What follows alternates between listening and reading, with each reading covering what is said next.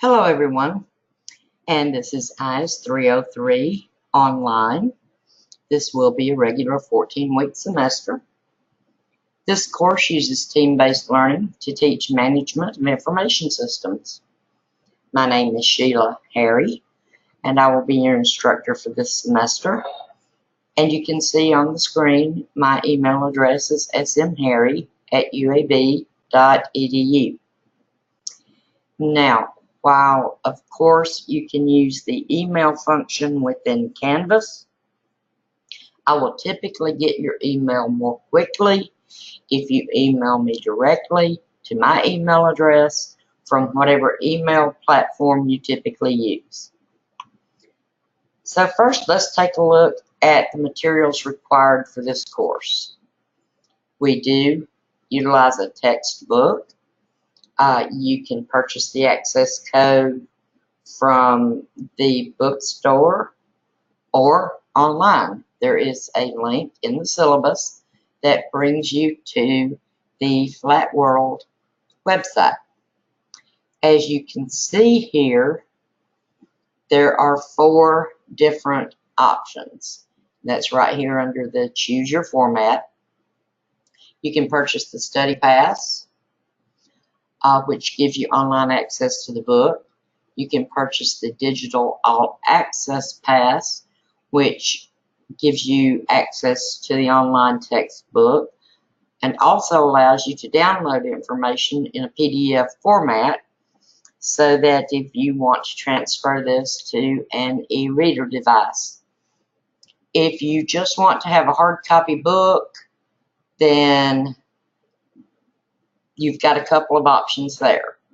Notice down below that there's a comparison chart, and that shows you exactly what you get with each of these options. Now, having said that, any of these options will suffice for this course. Okay? We will also be doing case analysis, and we will use cases from Harvard Business Review. There is a link in the website to the Harvard Business Review site, and you will purchase these cases from there. And they are, I believe, $4.25 each. Okay, moving on. As I said, this course is team-based. Team-based learning is made up of individual work, teamwork, and feedback. In team-based learning, students hold each other accountable for being prepared and for contributing equitably to the team. Each module begins with students reading the assigned textbook chapters and taking readiness assessment quizzes. These are to ensure that you're ready for your case analysis. The case analysis gives you the opportunity to apply those textbook concepts to a real-world case. And of course, that enables a higher order of learning. Now, each module will last 2 weeks. This is a summary of what we'll be studying. In Module 1, we're going to learn about technology as a change agent and as a competitive strategy. And this will cover chapters 1, 2, 3, and 12. In Module 2, we'll learn about technology as a disruptive force. And that is in chapters 4, 5, 6, and 7. In Module 3, we'll learn about network effects, and that will be chapters 8 and 18. In Module 4, we'll learn about social media, and that will be in chapters 9, 10, and 11. In Module 5, we take a look at software, and that's going to be chapters 13 and 14. In Module 6, we learn about data, business intelligence, and telecommunications. And this is covered in chapters 15 and 16. Then we wrap up with Module 7. We look at security. and this is covered in chapter 17 of the textbook. Okay, I mentioned teams. You've been assigned to a team of, and this says approximately 7 students. I have found that it's easier for the teams to coordinate their meetings if it's a team of approximately 5 students. So I am reducing the team size. You'll be working collaboratively with your team members to answer team readiness assessment test questions. We call that a TRAT. And also to craft answers to questions about the 2 application cases that we will cover in each module. With the exception of Module 1, we only cover 1 case in Module 1. Now, you can contact your team members through the Canvas People link. It's in the left-hand menu in Canvas. After the drop ad, teams are pretty much finalized. I may have to make some changes up until that point, but the only reason I would change a team after the drop ad would be if we had a team that fell below 4 team members, and that doesn't hardly ever happen. Now, you're also going to perform 2 peer evaluations via a third-party software called iPeer. Your iPeer login credentials are your Blazer ID and your banner ID. Okay. Let's look at this readiness assessment that I mentioned. Before each module begins, or when the module begins, you're going to individually read all of the assigned modules textbook chapters. You will take the individual readiness assessment test, or IRAT, by the deadline. Now, after the IRAT closes, your team will meet virtually to complete the Team Readiness Assessment Test, or the TRAT. The teams will settle among themselves what media they want to use to meet virtually. You can do conference calls, you can use Google Hangouts, you can use Skype, you can even use GoToMeeting. As a student, you have access to GoToMeeting. And so you will simply settle among your team members how you want to meet. Now, the last question on the TRAT, you will record all of the team members that meaningfully contributed to the completion of the TRAT. Just showing up at a team meeting and not saying anything is not meaningfully contributing. Okay? Your team's going to want to select a team leader to coordinate meetings. You can rotate this role through the semester, or you can just have the same person all semester long. That's entirely up to your team. But you will collectively, as a team, you'll take the TRAT by the deadline. It's going to be the same questions that you saw on the IRAT, with the exception of that last question where you record the participants.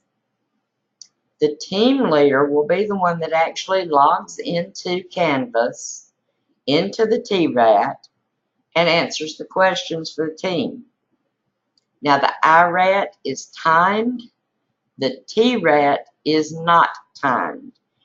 So that gives the team time to log into the TRAT, discuss each question, and come to a consensus on what you believe the correct answer for the question is. These readiness assessment tests are on the assigned readings in the textbook. Okay? Then we move on to the application cases. You and your team will be collaboratively applying your judgment to cases that relate to the book chapter's concepts. You will work on 2 cases per module. You will only work on 1 case per week. This begins with you individually reading each case and then answering each case's questions and posting that to the team's case discussion board by the first deadline noted in your schedule.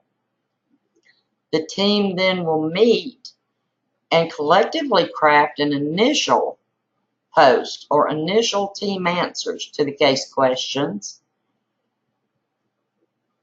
And as it says here, follow the directions in the FAQ. Now, the FAQ is a document entitled How to Complete IS303 Assignments. We will refer to it as the FAQ for simplicity. It's located in the Getting Started module. It discusses in detail how to complete each component of this course. So you are going to want to be very familiar with this document. And if you ever have a question about how to complete an assignment, refer back to this FAQ. Now the team's going to post their initial team answers to the team case discussion boards by the second deadline. The individual case posts are graded. The initial team case post is not graded. However, you suffer a reduction on your final team case post if you don't make an initial team case post. You will receive feedback from me within 24 hours on your initial team post. I will give you guidance in that feedback. I may say you're on the right track with your choice, but your support needs to be stronger. I may say you need to better integrate the concepts of the chapters in your support. I may say you need to reconsider your choice, but you will receive that feedback within 24 hours. Then your team will again meet and collectively craft the final team answers. You'll take into consideration any feedback received, and then you'll make this final team case post to the team's discussion board by that third deadline. This is the one that's graded. Okay? In your case analysis, you're going to want to be sure that you consider the principles and concepts you learned from the text for that module, as well as any that you may have learned in previous modules. You want to be sure you integrate those concepts and principles when you're supporting the choice that you made. You'll also want to consider your instructor feedback. Again, the FAQ sets out in detail how to do each of these assignments. We'll take a look at the individual case posts. Each of the case answers, and this actually goes for both individual and team, uses something called the structured white space format. This means your answer has 2 parts. And there's an example here. Same example is in the FAQ. Question: Netflix has been disruptive to more than one market. Select the market in which you think it's been the least disruptive. And it says you can do outside research and justify your choice. You can do outside research, but keep in mind that you're to answer the questions based on the facts in the case. So the case may be a few years old. The company's situation may have changed, but you're basing your answers on the facts of the case at the time the case was written. Excuse me. So you see here you have 4 choices, A, B, C, D. So in crafting your answer, again, it's 2-part. Number 1 is your claim. You're going to state your claim or your belief, realizing it's your opinion, not a fact. Most of these case questions call for making a judgment. There are a few throughout the semester where there are right and wrong answers, but I will tell you those as we come to them. For example, you may say answer D, original video series production is the market being least disrupted by Netflix. Okay, that's your claim. Come down to the next line and start your support for that claim. You have to, basically you are convincing me that that's the best choice. And you'll start your support with the word because. And the example here, because there are relatively few original video series being produced by Netflix. On the other hand, Netflix ran Blockbuster out of business. They also are driving consumers to demand faster home internet service. And many people are cutting the cord to broadcasting cable TV and streaming Netflix movies and TV shows instead. That's a good support for that choice. Notice that on your individual case answers, you are limited to 75 words for your support. Do not repeat the case or the question. So that's the structured white space, and again, this same example is in the FAQ. The teams, as we saw, will basically do the same thing. They'll meet virtually and craft the team answers to these same case questions. Now to the peer evaluations I mentioned. Twice during the semester, you're going to evaluate your team members based on their contribution to your team's efforts. This will happen at midterm and again at the end of the semester.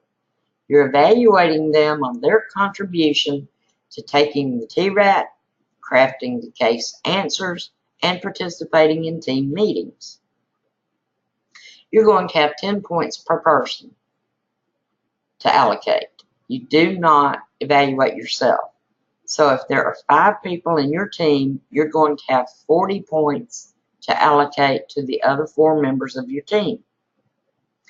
You have to give at least one person greater than 10 and one person less than 10.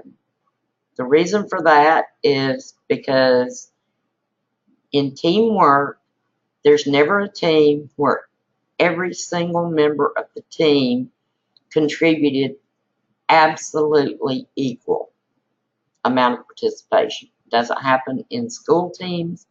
It doesn't happen in workplace teams. So if you go in there and you just do 10, 10, 10, 10, then your peer evaluation grade is reduced by 50%.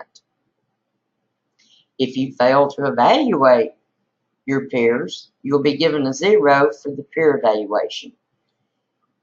The deadlines on these are not extended. Okay? Missed team assignments. Because of the mechanics and the collaborative nature of this course, making up individual and team exercises after the scheduled deadlines is not possible. Now, I realize everybody has a life, and there are going to be probably one instance during the semester where you simply cannot contribute to a team assignment. Hopefully, you won't have any such emergencies, but in case you do, there is a solution for that. One team assignment grade will be dropped at the end of the semester for each student. This means either your lowest TRAT or your lowest team case grade, whichever one most benefits your overall grade.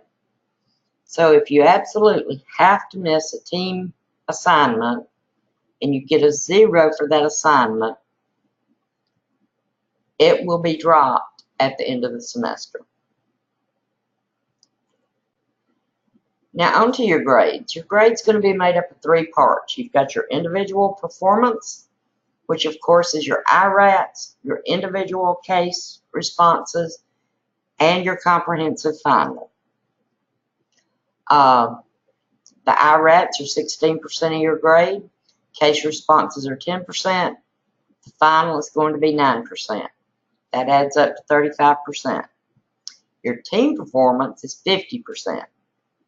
The TRATs are 15%, and the team case posts are 35%.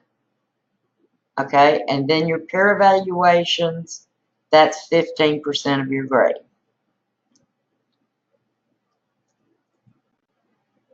Now, just a couple more things. There's an individual grade threshold.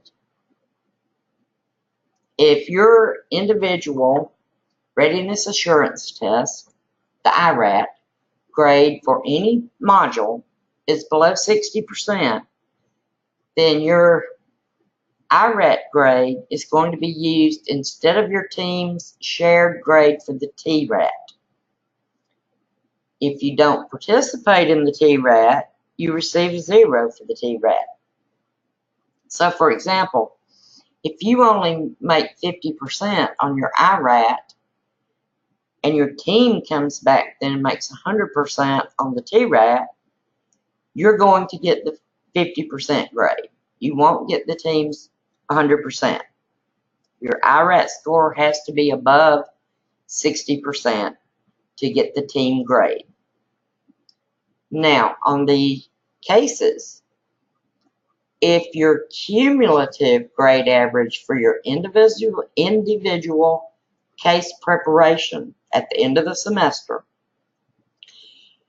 if your grade average is below 60%, you will receive a 0 for individual case preparation portion of your grade.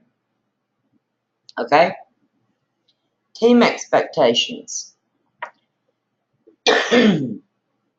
The course is designed to disallow freeloading. I know this is always a concern of students when you're working in teams. The thresholds that we just discussed helps to curb freeloading, and the way this course is designed, if you do not participate with your team, or if you plan to freeload off team members, you should just go ahead and drop the class or anticipate failing the class. Okay? Comprehensive final. As I mentioned, there will be a comprehensive final. It will use the same format as the IRATs. In other words, it will be multiple choice. So what comes next? You have a course schedule. It's linked in the syllabus.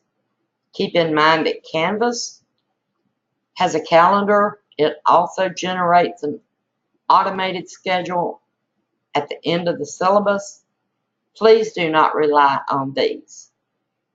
Download the schedule from the link in the syllabus and put these due dates in whatever personal calendar or organizer you use.